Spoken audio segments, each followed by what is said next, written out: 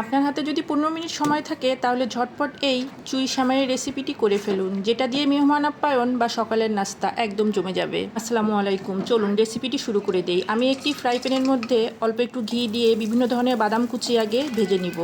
এরপরে আমি প্যাকেটে চুই সেমাইটা বাদামের মধ্যে দিয়ে দিব। চুলার আঁচটা অবশ্যই কমানো থাকবে। আমি এখন আর একটু ঘি দিয়ে দিব এবং বারবার নাড়াচাড়া করে লালচে করে ভেজে নিব। এখন আমি কিছুটা নারকেল কুচি দিয়ে দিব। এটা অবশ্যই অপশনাল, আপনারা পরেও দিতে পারেন। দেখেন এভাবে লালচে করে যখন ভাজা হয়ে যাবে, আমি আগে থেকেই জাল দেয়া ঘন দুধ সহ দিয়ে দিব। ঘন দুধ দিলে এটার টেস্ট কিন্তু আরও অনেকটাই বেড়ে যায়। এখন আপনারা আপনাদের স্বাদ অনুযায়ী চিনি দিয়ে দিবেন। চিনির বদলে আপনারা যদি খেজুর গুড় দেন তাহলে এর টেস্ট কিন্তু 100 গুণ বেড়ে যাবে।